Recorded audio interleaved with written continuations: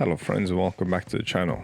In today's video we'll make some pain de mie, also known as a Pullman loaf or sandwich bread. Call it what you want, it doesn't matter. I love the texture of this bread, it's perfect for a sandwich. Hence the name, right? It is soft and fluffy, sweet and milky. It has a really nice springy texture to it. It would definitely hold up to any kind of filling. I mean, look at that. And did I mention that it's super easy to make? Because yeah, it is. So let's get on with it. And as always, you'll find a full detailed recipe down in the description box with metric and imperial units. First things first, let's see what equipment we need. We'll need a bowl, scales, dough scraper, temperature probe, and a loaf tin. Now you can bake this bread in any kind of tin, but this one with the lid is perfect because it gives it that square shape. But it's not totally necessary. But I'll leave an eBay link down below if you want to purchase it. Now cast iron skillet or a thick tray would come in handy, will help with baking the bottom. If you don't own one, that's fine, it will work anyway. Now on to the ingredients. You'll need some strong white bread flour, milk, yeast, salt, some sugar, soft butter, milk powder, and potato starch, also known as potato flour. Now let's get on with making the dough. In a bowl, add your milk, the yeast, salt, sugar, potato flour, and the dry milk, or the milk powder. You want to basically combine everything except the butter and the flour. That will come in a minute. A quick note on the temperature of the milk. I'm using milk that's 8 degrees Celsius because my kitchen is around 22 degrees. And to learn more about dough temperature control, click the link in the top right corner. Right, once you've mixed the milk with all the other ingredients, add the flour, and then using your scraper mix it to a dough. And if the scraper's not doing the job, continue on by hand. You want to basically do this in the bowl to avoid making a mess on the table. This dough is not very sticky, so I'm going to use a regular kneading method. What I like to do is press down and forwards with the heel on my right hand, then using the fingers of my left hand I fold the piece of dough under the heel of my right hand, then turn and repeat. Once you've done this a few times, the motion will become fluent. You want to keep kneading like this for around 3 minutes to get some gluten going. As you can see, the dough has become a bit stretchy, it's glutinous. Now spread it out on the table and add the butter.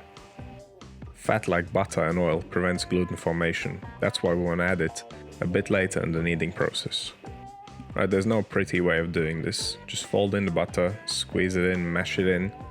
All you're trying to do now is combine the dough with the butter, and at the beginning it'll be a bit of a struggle. Just squeeze it for around half a minute, and then continue kneading it, just as you were before.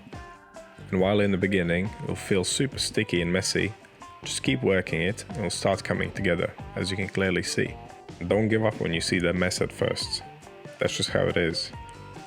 So we kneaded it for 3 more minutes and it looks beautiful, nice and smooth. Now we can start fermenting. Get your dough in a bowl and take the temperature.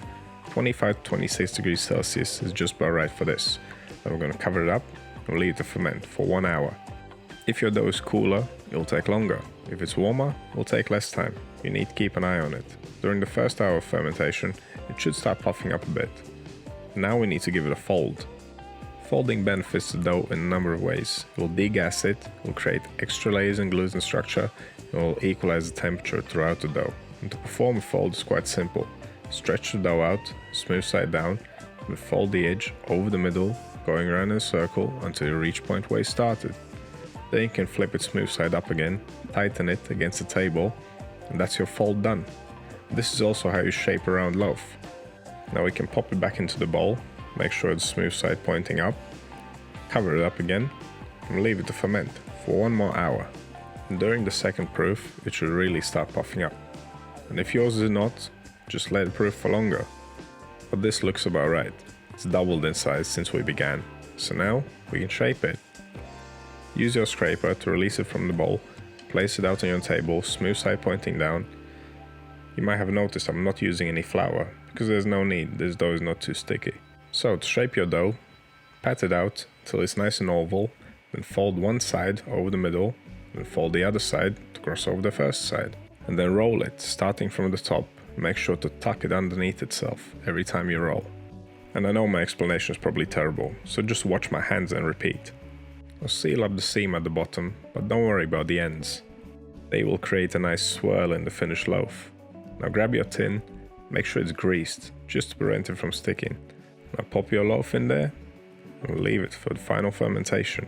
And during this time, you can preheat your oven to 160 degrees Celsius with a fan on. Also preheat your pan if you're using it. If not, that's fine. Now cover your dough up and leave it for 1 hour to 1.5 hours. Again, it should almost double in size.